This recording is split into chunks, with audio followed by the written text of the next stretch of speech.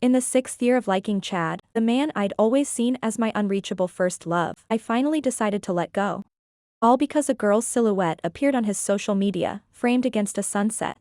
I watched the way his eyes curved into a smile when he mentioned her, and suddenly understood something. Being close, I realized, doesn't mean you're ever the one chosen. He had never considered me an option.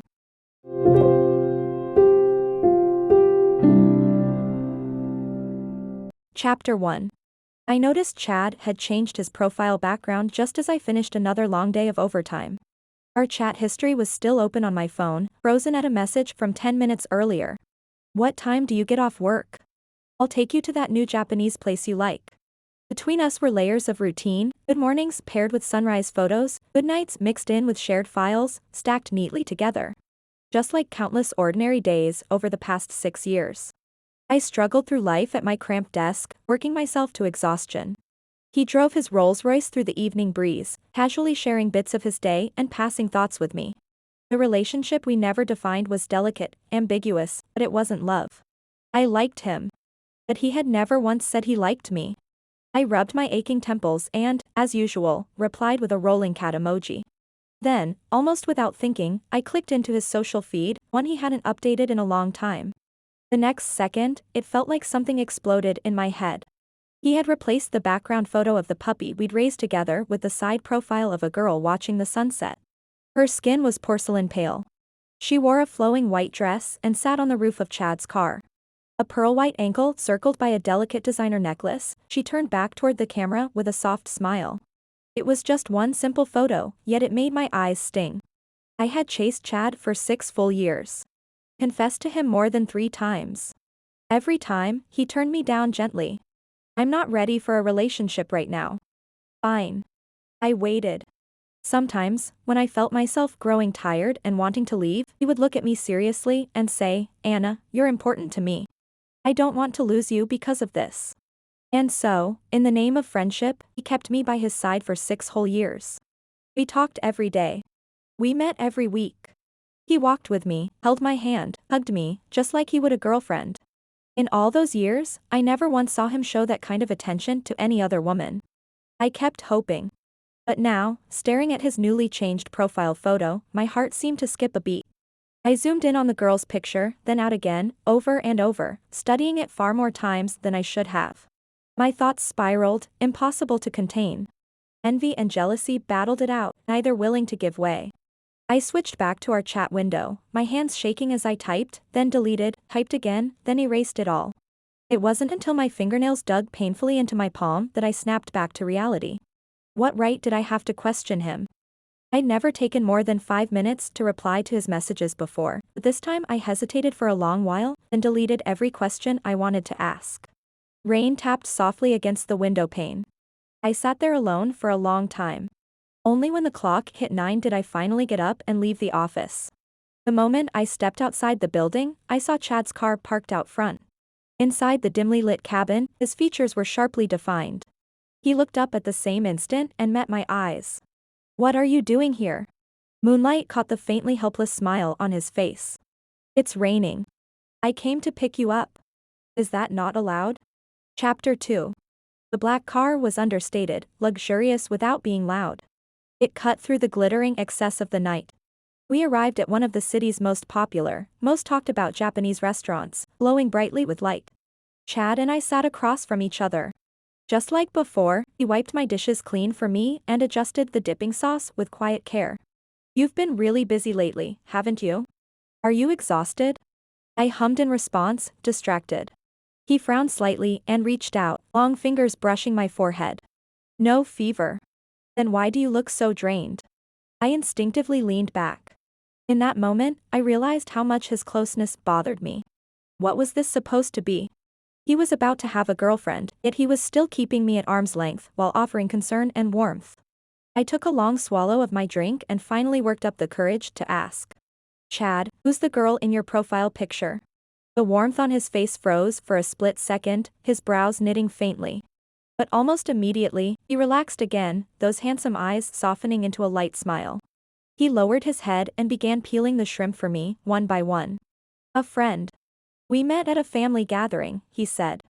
Then everyone went to the beach together. With the alcohol buzzing in my bloodstream, I forced a smile as I looked at him. He was wearing a gray turtleneck, clean-cut and effortless. Under the soft restaurant lights, his sharp nose and thin lips stood out in a way that made it hard not to stare. If nothing else, he was handsome enough to justify 6 years of my feelings. But no matter how much I liked him, I wasn't going to insert myself into someone else's relationship. "Chad, you don't have to hide it from me," I said. "If you have a girlfriend, just tell me. I'll keep my distance." Chad wiped his hands lightly, set the peeled shrimp onto my plate, and slid it toward me. Then he looked straight at me. In just a few hours, it felt like a hurricane had torn through my world. But he acted as if nothing had happened at all, his voice steady as still water. "Anna, you're overthinking it. If you don't like the photo, I can change it any time." Chapter 3. His answer sounded considerate on the surface, but it was full of holes. When he talked about that girl, his eyes brightened, his expression softening into a smile. I knew that look too well. It was the same look I'd worn every time I looked at Chad. I didn't keep pushing. There was no point. And he, just as smoothly, didn't bring up the profile picture again either. When the late meal was over, Chad tried to drive me home like he always did. I refused. I needed to be alone. I needed space to think. Winter nights in Harbor City were always brutal, the wind sharp and relentless. As I walked, I dug through Chad's social feed and found the girl's Instagram. Her page was full of carefully curated snapshots of her life. A Christmas tree in a mansion, taller than a person, surrounded by piles of gifts. A ski trip in Courchevel, the kind of place people name drop like it's casual. A closet packed with more beautiful dresses than I could count. But one photo stopped me cold. She had her arm looped through Chad's, leaning in close, smiling like she belonged there. And in the same frame, standing beside them, were Chad's parents. In that instant, it felt like someone had taken a thin needle to a balloon inside my chest, and all the air drained out without a sound. Her family and Chad's were old family friends. They were wealthy, happy, blessed with the kind of smooth, effortless lives that made them look flawless, shining, untouchable. And behind me was my own reality, a father injured and paralyzed, a mother domineering and unstable, and a life that was nothing but wreckage. From beginning to end, there had always been a wall between Chad and me. That wall was called class. Snow drifted down lightly. I looked up at the glittering skyline, all steel and glass. Towering high-rises on one side. A rented room barely a few hundred square feet on the other. The divide couldn't have been sharper. When I got home, heavy with alcohol, I collapsed onto my bed, half asleep. My phone chimed beside me. It was a message from Chad. "Did you get home safely? Tomorrow's Saturday. Want to go camping? You've always wanted to." Chad's kindness toward me was always sudden, unpredictable. He'd buy me a small cake just because I mentioned it in passing. Or show up out of nowhere downstairs at my office when life had me gasping for air, just to surprise me. But his attitude was as elusive as the wind, never saying he liked me, never saying he didn't. I couldn't hold on to him, stumbling after him the whole way, anxious and uncertain. By now, I was truly exhausted. I didn't reply. I turned off the screen and fell into a heavy sleep. When I woke the next morning, my phone was filled with missed calls from Chad. And at some point during the night, his profile background had quietly changed back to the puppy we once raised together. Chapter 4. After that awkward ending, I didn't see Chad for a long time. He suddenly became busy. And without my constant reaching out, the frequency of our conversations dropped sharply. I even had to rely on the girl's Instagram to know what Chad was up to. During the days when both of us stayed silent, Chad traveled with her, watching penguins in the Arctic, sailing off the coast of Spain, strolling through Jeju, chasing sunsets. Her latest post was pinned at the top, a seaside photo. By the rocks, she leaned into Chad, flashing a peace sign. His hand rested lightly on her waist, tender and intimate. The world suddenly went quiet. Apparently, I was capable of not speaking for a very long time. Chad had never openly admitted what she was to him. But the photos had already answered for him. I touched my face, cold and wet with tears. "It's fine," I told myself. Hormones fade. So does love. Feelings run out eventually. And one day, I would wake up. I saw Chad again a month later. It was a stormy evening. I stood outside my office clutching a stack of documents, trying to hail a cab so I could deliver them to where the client was having dinner. The paperwork itself wasn't important, but business dinners always demanded a presentable face to keep things pleasant. I hated it, but for the sake of a paycheck, I lowered my head and endured. The heavy rain made traffic miserable. I waited in the cold wind for a long time, but no car came.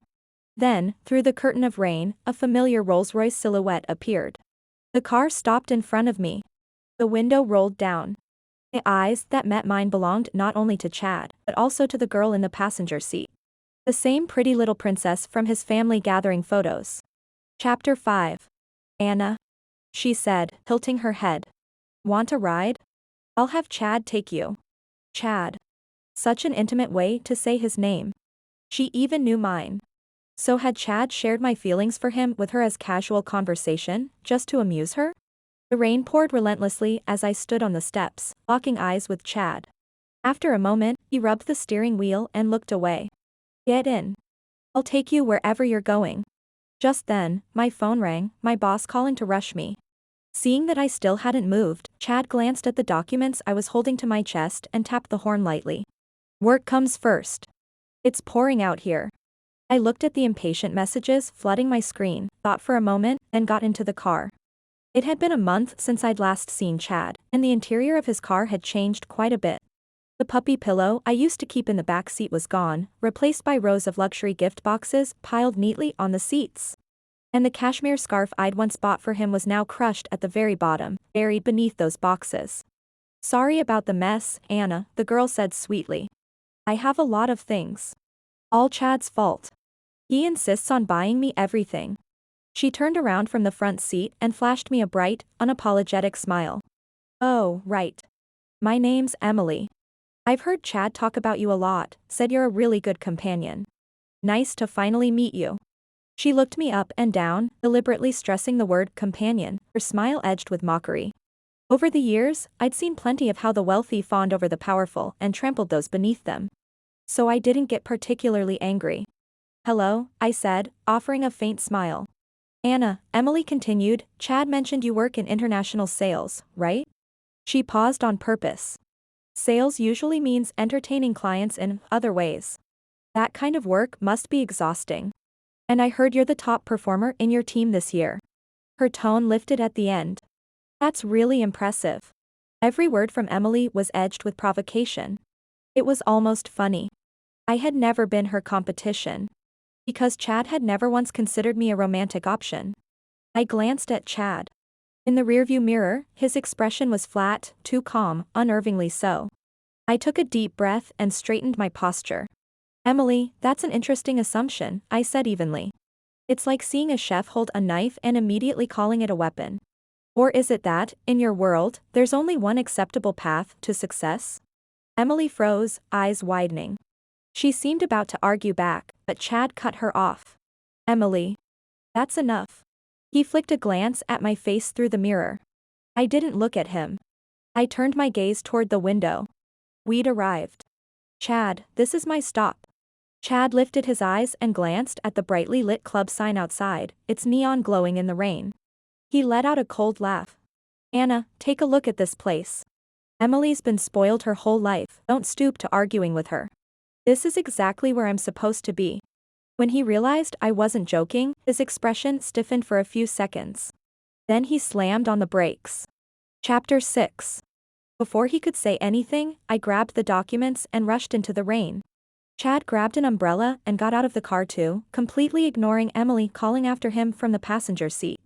Stop. Anna. What are you doing going in there? The rain poured down in sheets as he caught up and grabbed my wrist, his face cold as he demanded an answer. I almost laughed. I shook the rain-soaked documents in my arms. Seriously, Chad, I said flatly, can't you see? I'm going to work. Chad clearly couldn't stand the idea of me attending business dinners like this.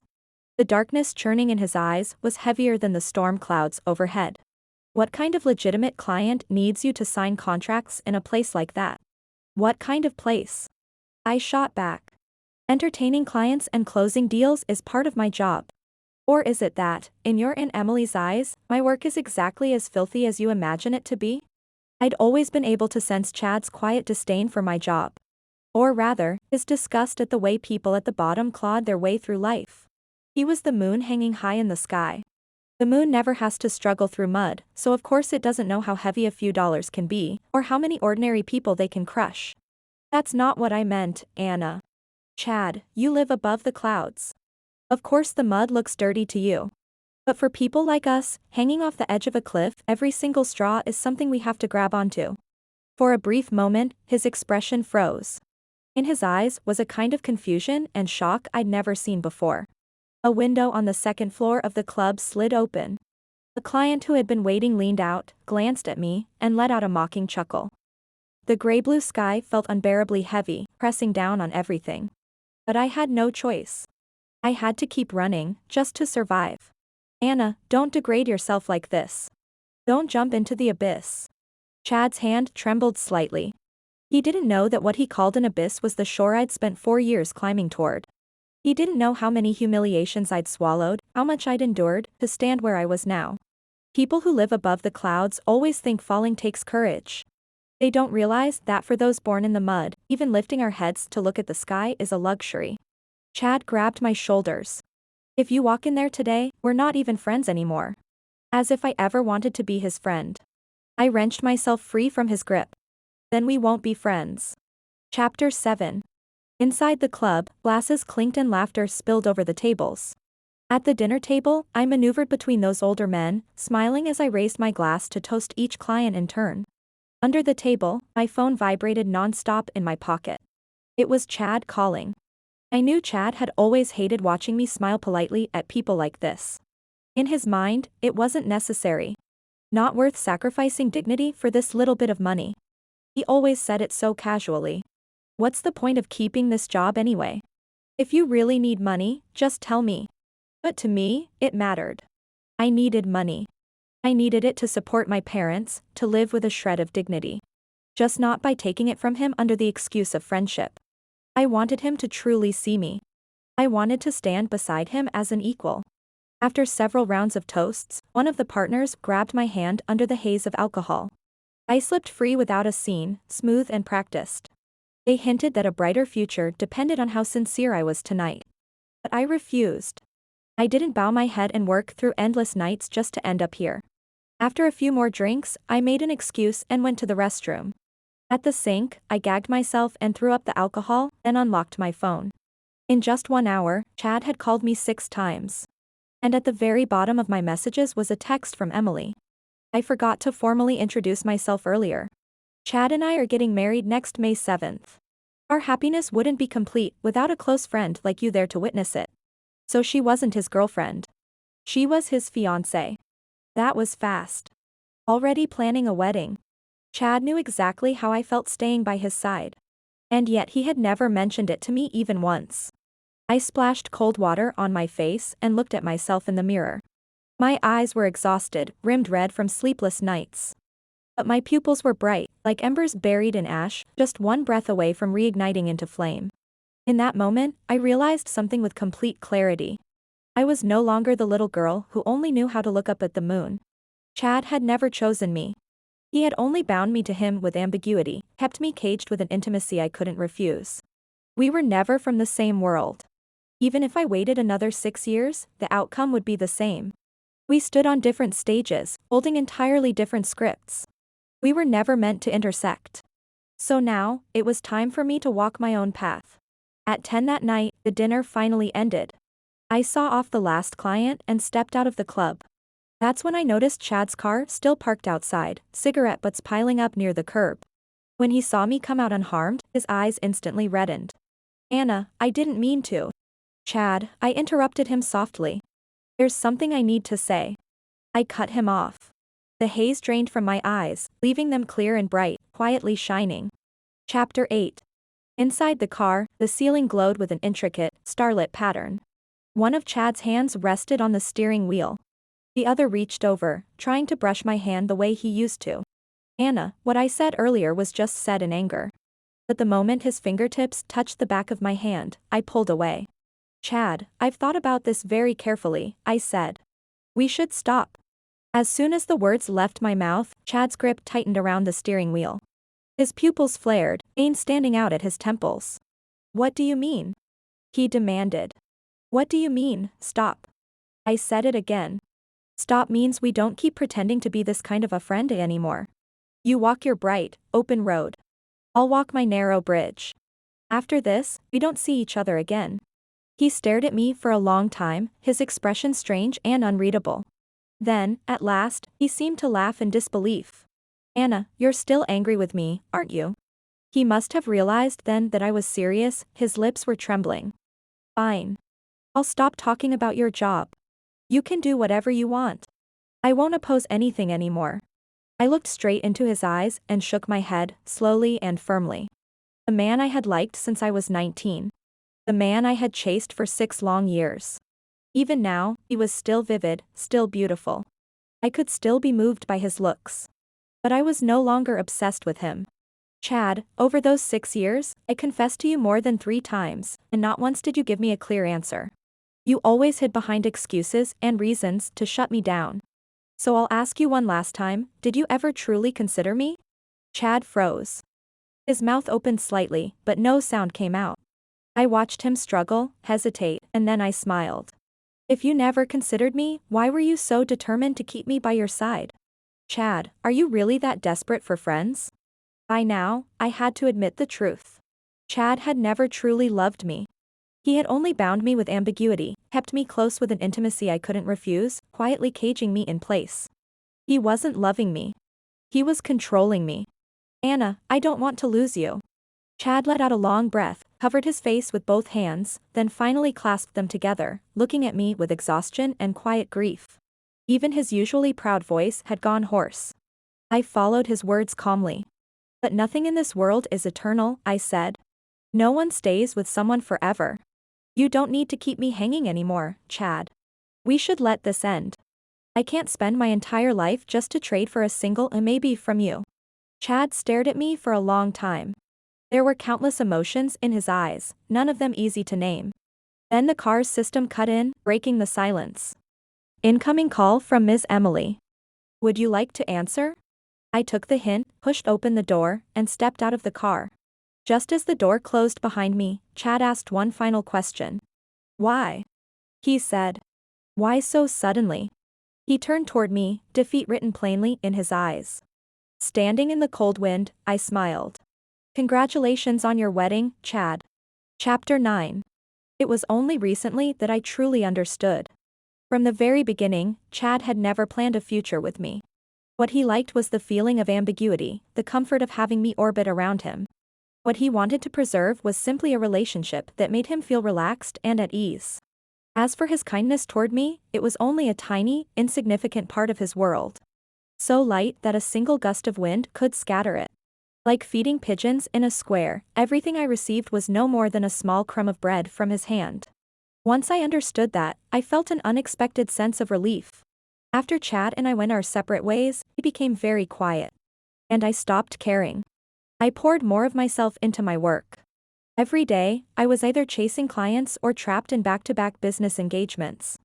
In the end, I did secure that deal from the club. Because I refused the shortcut, it cost me a great deal of effort and earned me plenty of cold looks and friction along the way.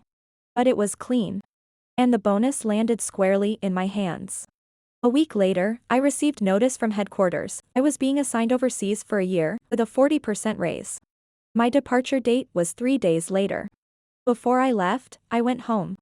In a narrow alley near the rehabilitation hospital stood a small, single-story house, less than 200 square feet, crammed with clutter and discarded odds and ends. 10 years ago, my father had fallen from a construction site. Since then, he'd been paralyzed, incontinent, unconscious. My mother, shattered by the blow, had lost her grip on reality, sometimes lucid, sometimes completely unhinged. I wiped my father's face and hands with a warm towel. I cooked for my mother, combed her hair, gave her my final reminders. Then I placed a thick stack of cash into a metal box. As I closed the door, I caught sight of the gray creeping into my mother's hair. My eyes burned. Even though I had hired professional caregivers for them, I still couldn't bring myself to leave them here without worry. But I had no choice. Only by carving out a future for myself could I secure a chance for them to keep going. On the way to the airport, Chad, silent for nearly a month, suddenly messaged me. I'm downstairs at your office. There are things I want to explain in person. Anna, we shouldn't end like this. Chapter 10. In the end, I didn't reply.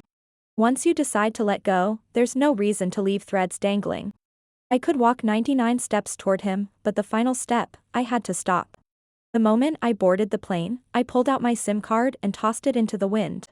There's no such thing as a free lunch.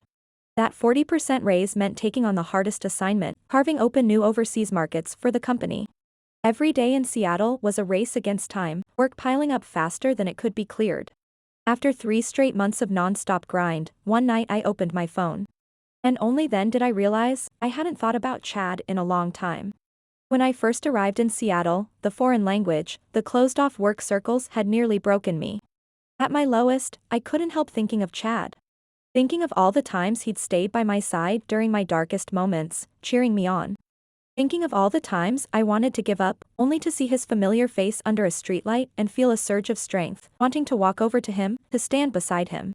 But now, Chad appeared in my thoughts less and less. In his place were dense English contracts, one after another. It turned out that 6 years of obsession and regret could, in the end, be softened by time. When everything finally settled, I thought I'd never see Chad again for the rest of my life. Until 2 months later, when fate arranged our reunion at an international trade conference. That day, I was leading my team as we set up the exhibition hall. Before that, I'd already pulled several all-nighters in a row. By the time my period arrived right on schedule, my face had gone pale, and even standing upright took effort. Just as I curled in on myself, cold sweat breaking out. A strong pair of hands suddenly caught my arm, taking the full weight of my collapsing body. A familiar voice sounded above me. I'll take you to the hospital. It was Chad. He was dressed in a tailored black business suit, still as composed and distant as ever, his expression calm, almost gentle with concern. Everything around us seemed to fall silent. The moon that had hung over my world for 6 years appeared again, right when I was most exhausted and worn down. I froze for a second. Only a second. Then I lifted my head, politely but distantly withdrawing my arm. No need. I still have work to do. Chapter 11. One of the younger girls from my team helped me back to the lounge. Catching the scent of gossip, she asked with a mischievous smile, Anna, your boyfriend? Holding a cup of hot water, 6 years of chasing Chad rose up through the steam. I shook my head. Just an old friend I haven't seen in a long time. If not for the landmark skyline outside the window, I might have thought I'd never really left Chad behind. I might have believed I'd stepped straight into another 6 years of loving him in silence.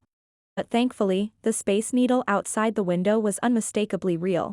It reminded me that I'd already been free from that bitter, humiliating chapter for more than half a year. I rested in the lounge for half an hour before heading back out to work. I didn't expect Chad to still be there. He stood not far from the exhibition hall, tall and straight, watching me from a distance. He didn't approach or interrupt. I glanced at him once, then looked away, focusing all my attention on the exhibition about to begin. After several hectic hours, I glanced again, without thinking, toward where Chad had been standing. He was gone. By the time the exhibition ended, it was already 7 in the evening. Exhausted, I stepped out of the building, only to find Chad waiting outside. It was early spring. Seattle's cherry blossoms were blooming softly in the night. He stood beneath the gentle glow of a streetlight, quietly looking at me. Anna. It's been a long time. Chapter 12. Inside the car, Chad turned on the heater and draped a blanket over my knees. The familiar, clean scent of citrus filled the space. From the side compartment, he took out a cup of warm tea and handed it to me. You never take care of yourself, he said softly. Does it still hurt? Last time, when I told you not to work, you got angry. So this time, I waited downstairs until you were done. I looked at him quietly. After half a year, he still seemed to carry the same habits of caring for me. Even the way he spoke hadn't changed much, as if we'd never separated at all. And yet, something was different. Chad had become careful. I gently set the cup down and called his name. Chad. Anna. He cut me off. I've broken off the engagement with Emily. There was no moon that night, yet Chad's eyes were bright. He took my hand, rubbing it again and again, as if holding something he'd almost lost. I never told you about Emily because she was a marriage my parents arranged for me. Before that, I didn't even know her. We only spent about 3 months together. At the time, I honestly hadn't figured out whether I should just go along with my parents' plans, let the two families merge, and live out a safe, comfortable life. Until the day you asked me whether I actually liked you. He fell silent for a few seconds, his voice roughening. During this time, I thought about it very seriously, what you actually mean to me. When you were still by my side, I never imagined that one day I might lose you. I just took it for granted. Took you for granted. Enjoyed every second of having you there. Until you suddenly disappeared. After you left, I found myself missing you, unexpectedly. Not out of dependence. Not out of habit. Not even because of friendship. I just wanted to see you. Wanted to hold you. I want you by my side. His cool fingertips brushed my cheek lightly, his warm thumb tracing my skin with care. As if he were trying to take in every detail of the half year we'd spent apart. Anna, I want to try with you. Chapter 13. If this had been a few years ago, hearing Chad say that would have made me unbelievably happy. Back then, all I ever wanted was to be with him. But now, there wasn't a ripple in my heart. If anything, it felt intrusive. I wasn't a trial product anyone could test out. I pulled my hand away. But I'm not planning to be in a relationship right now. Then I'll wait, he said. I'll wait until you're ready. I was getting irritated. Chad, I'm not someone you can call over when you feel like it and dismiss when you don't, I said. When you said you didn't love me, you kept me hanging. Now you say you do, and I'm supposed to rush back and play along? What do you take me for? For those 6 years I stayed by his side, he claimed he'd been confused, unaware of his own feelings. And because of that, I endured being belittled and hurt, swallowing it all in silence. But now that he'd finally woken up, was I supposed to drop everything I had and move at his pace? That's not how the world works. But Chad refused to give up easily. He started showing up around me more and more. Sometimes on my way to work. Sometimes when I was out walking near my place. I ignored it, smiling politely and moving on. Then he found a way to get my contact information again and began showing up in my messages, just like before. This time, he was the one playing my old role, constantly finding things to talk about. At 8 every morning, a good morning text arrived right on time, usually with a photo of a dramatic sunrise sky. At noon, he'd send me pictures of his lunch, along with updates about his day. I'd glance at them and swipe past. Almost every week, flowers showed up, along with dinner invitations. Every time, I passed the flowers on to the younger girls on my team and went out to eat, and work late, with them instead. My indifference didn't discourage Chad. Anna, he said, I'll prove how serious I am. I'll show you this isn't a whim. Honestly, I wasn't interested in what he was thinking. These days, I cared far more about contracts, partnerships, bonuses. Once Chad realized that, he quickly pulled some strings and sent a few solid clients my way. Then, using intermediaries as an excuse, he asked me out to dinner to talk business. I turned him down more than once. But one day, a partner set me up, and I ended up crossing paths with Chad anyway. Fine. Business, then. Strictly business. No emotions. Throughout the entire dinner, I went back and forth with the partners, never sparing Chad a single glance. By the end of the meal, his face had visibly darkened. After the dinner broke up, Chad finally seized his chance to stop me. The moon was bright that night.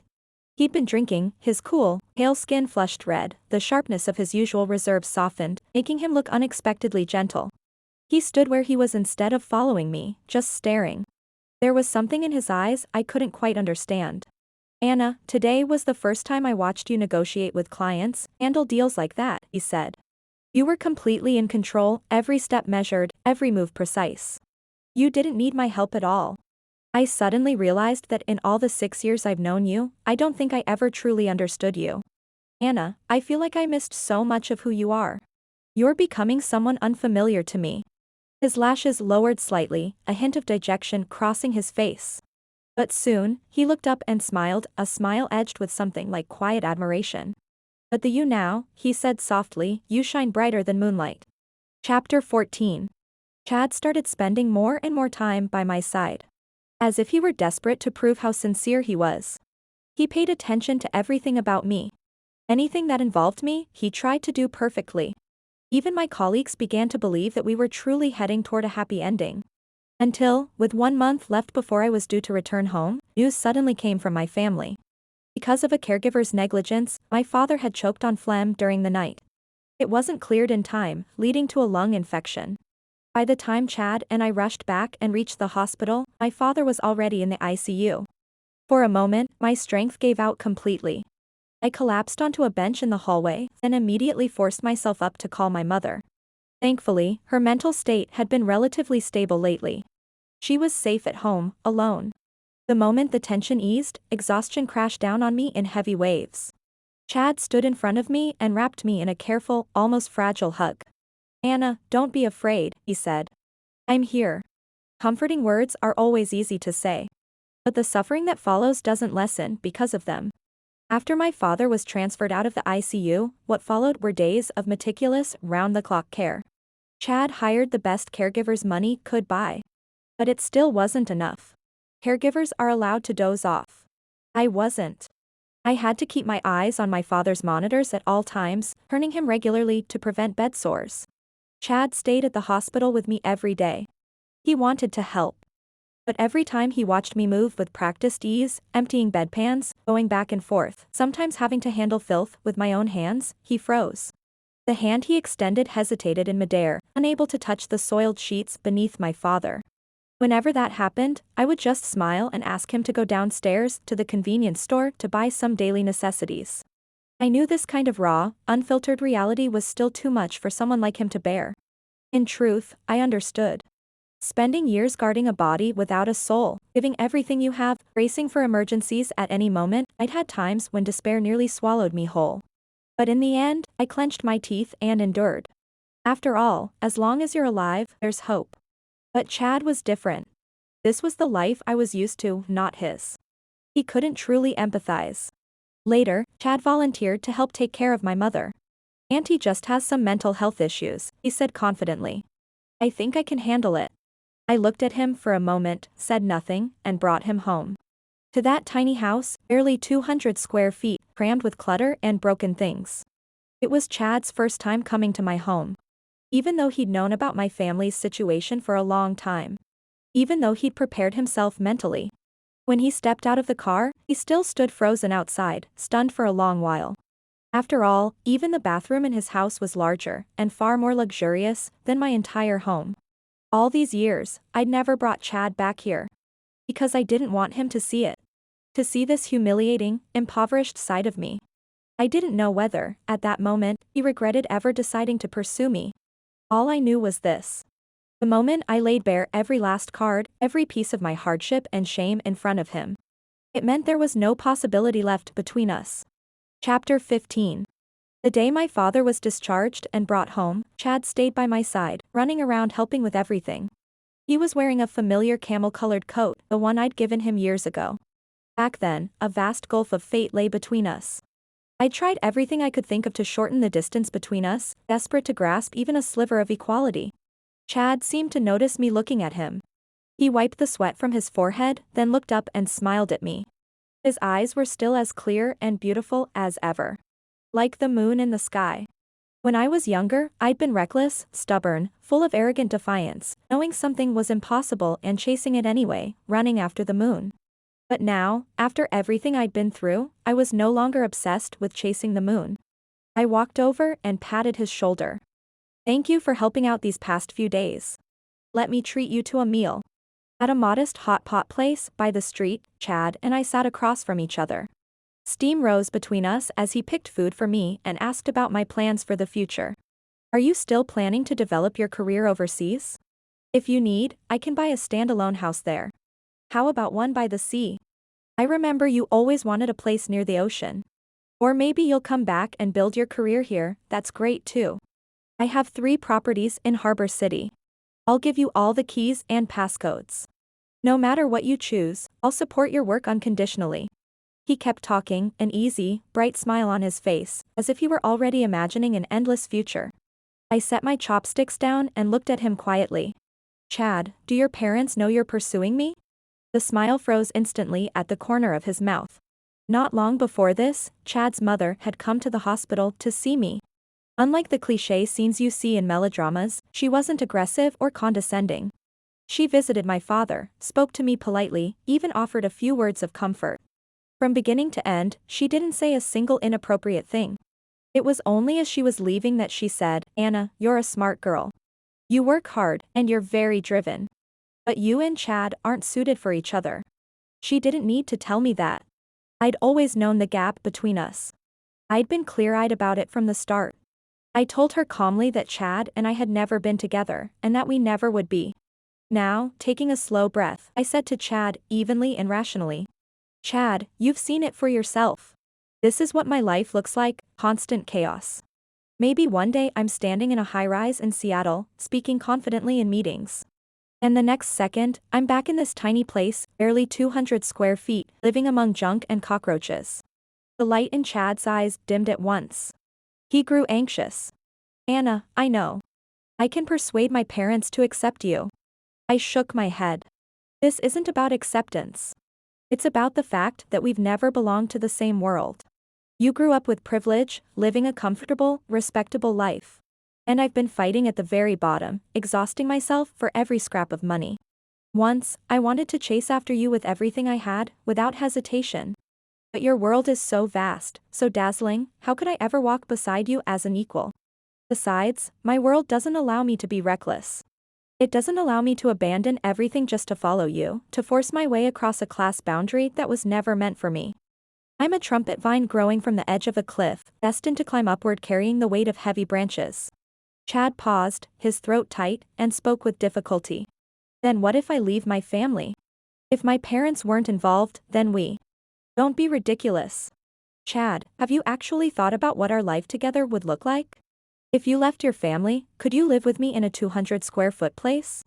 Could you suction phlegm from my father's lungs, turn him over in bed? Could you spend every day with someone mentally ill without losing your temper? You can't. When hardship is forced, it becomes cruelty. So why insist on being together, only to end up destroying each other in the end? So, Chad, please stop coming to see me. Stop disrupting my life." Chapter 16.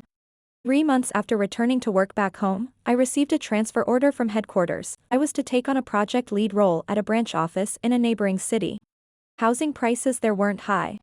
With the savings I'd built up over the years, I bought a modest 2-bedroom apartment, just over 600 square feet. It wasn't large, but it was clean. One bedroom faced the sun. On the windowsill, green succulents thrived, and sheer white curtains filtered in bright, generous light. The moment I held the property deed in my hands, they began to tremble, and tears slipped down my face without warning. There was bitterness, joy, and a deep sense of release. After years of drifting through noisy, crowded cities, I had finally, through my own effort, given my parents a bright, orderly home, and given myself a future with dignity. It was an important milestone in my life. I knew very well that challenges and hardships still lay ahead. But as long as I could return to this home, all exhaustion would melt away. Before leaving, I treated my former colleagues to a farewell dinner. The young girl who had once met Chad sighed quietly. "Anna, it's such a pity. After 6 or 7 years of going in circles, wasting so much of your time, and you still ended up apart. Was it a pity? Maybe. 6 years of time is always precious." But thinking carefully, I hadn't come away empty-handed from the years I spent loving Chad in silence. The essence of admiring strength is becoming stronger, surpassing yourself. Through Chad, I'd glimpsed a broader world and clarified the direction I wanted to move toward. And through liking him, through wanting to stand closer to him, I'd pushed myself to become a better version of who I was. Chad was never my moon.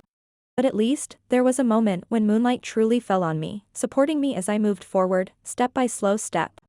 Before I left, Chad came to see me one last time. On a street lined with blooming spring flowers, he stood at a distance, watching.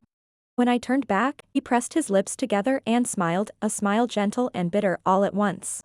"When will you come back? I'll come pick you up." I shook my head. "Unless there's something extraordinary, I won't be coming back." He took a few steps toward me. The wind stirred his gray coat. So many words turned in his throat, but in the end, only a soft, choked admission escaped. "Anna, I regret it. I regret that during those 6 years with you, I wasn't braver. If I'd understood my heart sooner, if I'd been able to overcome the realities I was always afraid of."